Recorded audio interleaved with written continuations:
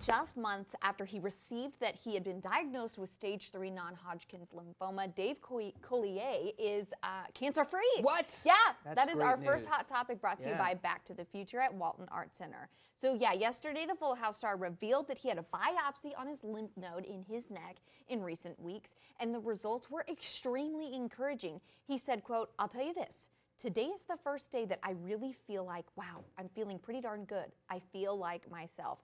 So excited for this. I know Candace Cameron shared on Instagram when she found out. And so, so glad to see this. And yeah, absolutely. I guess his treatments were getting pretty intense. brutal. Yeah. So, yeah, so awesome. Great to have that positive note come to him that he's cancer-free at the moment. We've all been thinking about him and sending him all the love. So we'll continue to do that as well.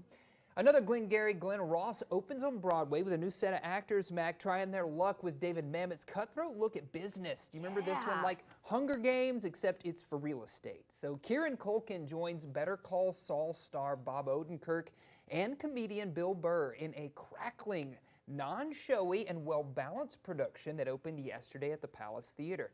The trio will likely get a standing ovation every night, but it's the casting that really sings.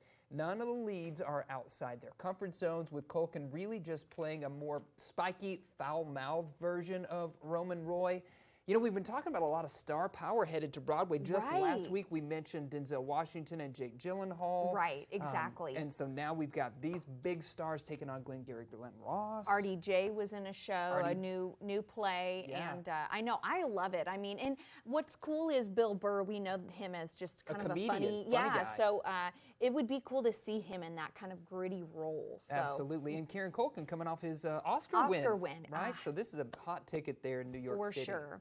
Okay, you know I'm excited about this one. Of course. Because it's about one of my favorites, Snoop. Okay, so Dr. Dre and Snoop Dogg are bringing their Still Gin to Nashville. So the legendary producer and the gin and juice rapper are mixing music history and a new era of nightlife with the first Still Gin Lounge by Dre and Snoop, opening in downtown Nashville this Friday. So the new venue is going to be in a restored 4-level building that houses Nashville Live. So Nashville's Still Gin Lounge by Dre and Snoop is going to offer a perfect blend of sophistication and edge, where West Coast swagger meets Southern soul. So from social hour to after dark indulgence, Still Gin by Dr. Dre and Snoop will offer top shelf cocktails made with the duo's new spirit.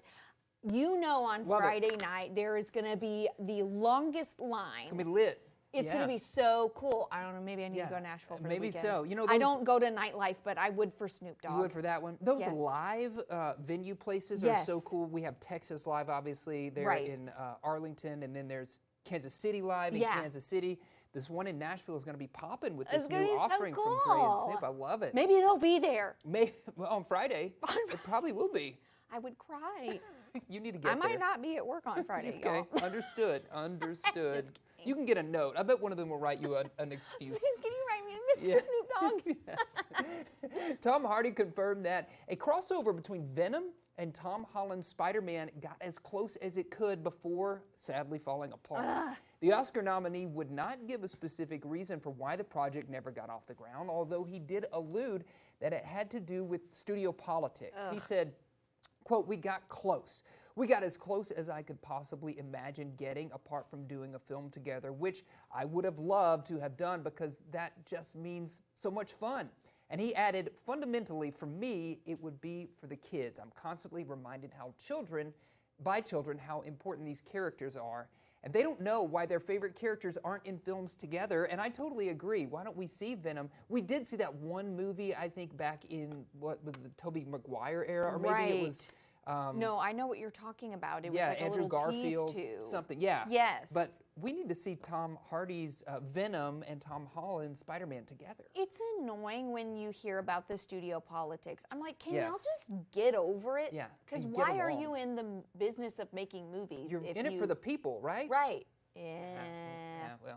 Well, Say Yes to the Dress star Randy Finoli has revealed which celebrity once slapped him at a bridal salon. I cannot believe. It is surprising, folks. Okay, so ahead of the hit TLC show's new season, which I can't even believe there's another season, the beloved fashion designer spoke in an interview about his favorite moments and guest stars from past seasons. He rattled off lots of different celebrities who've gone to Kleinfeld's bridal in New York City, but he paused at Martha Stewart.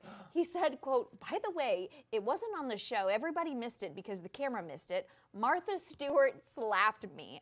The TLC star clarified that it wasn't an act of violence. It was just a playful gesture. He was like, listen, we're friends. They were goofing off, and it wasn't like a real slap. But he was waiting to tweet when the episode came out, "Martha Stewart slapped me," but he saw the camera didn't get it. So understandable. Wild. I'm glad cameras aren't on during our commercial breaks. Because I'm just constantly slapping. My face is sore right now.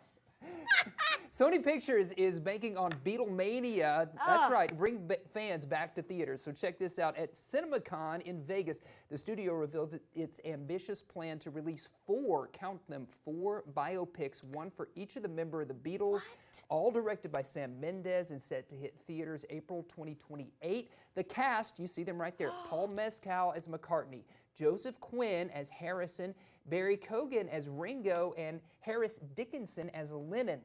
Now, Mendes calls it the first bingeable theatrical experience. Sony also debuted a new trailer for 28 Years Later and teased Spider-Man Beyond the Spider-Verse, all part of Hollywood's push to get audiences excited about headed back to the big screen. I'm excited about this one.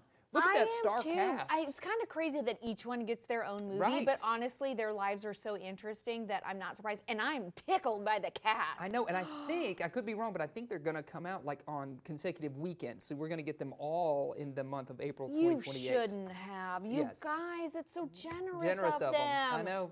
They're giving the people what they want. That's a Hollywood studio doing something that we like. Thank Way to you. go. Love it.